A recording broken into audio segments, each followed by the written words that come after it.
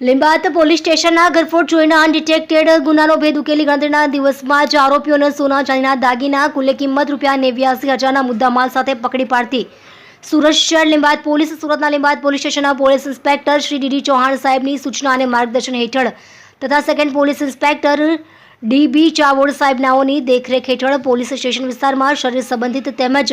મિલકત સંબંધી ગુનાઓમાં નાસ્તા ફરતા આરોપીઓને શોધી કાઢવા સારું અત્રેના પોલીસ સ્ટેશનના સર્વેલન્સ સ્ટાફના police sub inspector K P. Jadeja તથા પોલીસ સબ ઇન્સ્પેક્ટર જે.જી. ચારણનાઓ પોલીસ માણસોની અલગ અલગ ટીમો બનાવી ઘરફોડ જોઈને અનડિટેક્ટેડ ગુનામાં નાસ્તા ફરતા આરોપીઓને પકડી પાડવા વર્કઆઉટ કરતા હોય તે દરમિયાન અત્રેના પોલીસ સ્ટેશનમાં સર્વેલન્સ સ્ટાફમાં ફરજ બજાવતા એએસઆઈ અંકિતભાઈ દાનાભાઈ તથા હેડ કોન્સ્ટેબલ નિકુલભાઈ દાદુભા તથા હેડ કોન્સ્ટેબલ બ્રિજરાજસિંહ ભરતસિંહ તથા પોલીસ કોન્સ્ટેબલ ચેતનકુમાર ગુણવંતભાઈ નાઓએ સદર ઘરફોડ ચોરીના ગુનાના કામે ટેકનિકલ વર્કઆઉટ કરી હ્યુમન સોર્સના આધારે તેઓના અંગત અને વિશ્વાસુ બાતમીદાર મારફતે આરોપીનું ચોક્કસ લોકેશન મેળવી સદર ગુનાના કામે આરોપીઓ ઉવેશ નાઝીર શાહ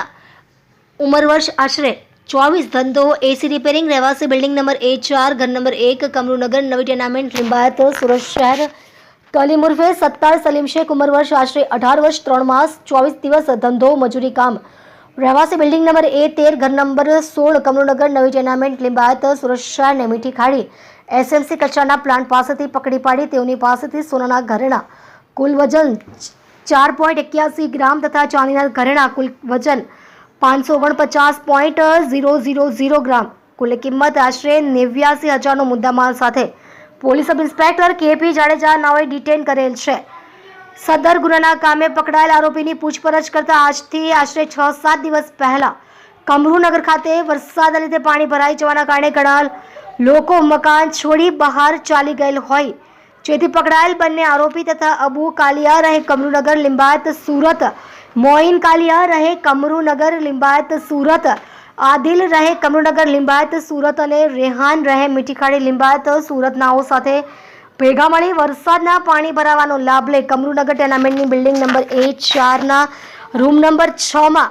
રાત્રિના સમયે દાગીના તેમજ રોકડ રૂપિયાની ચોરી કરેલ અને ત્યાર પછી બાજુની બિલ્ડિંગમાં પણ એક રૂમનો દરવાજો ખોલી અંદર જઈ ચાંદીના દાગીનાની ચોરી કરી લઈ ગયેલ હોય અને ત્યારબાદ આ ચોરી કરેલ સોના અને ચાંદીના દાગીના તથા રોકડ રૂપિયા ભાગ પાડતા વહેંચી લીધેલ હોવાની હકીકત જણાવતો હોય સદર ગુનાના કામે આજ દિન સુધી નાસ્તા ફરતા હોય જેઓને સીસીટીવીના આધારે તપાસ કરી ટેકનિકલ વર્કઆઉટ અને હ્યુમન રિસોર્સના આધારે સદર આરોપીને પકડી પાડેલ છે તથા બાકીના આરોપીઓની શોધખોળ હાલ ચાલુ છે. આપ જોઈ રહ્યા છો ગુજરાતની સૌથી પહેલા ખબર આપતી Surat express news channel. Director Rajesh મંગલેની.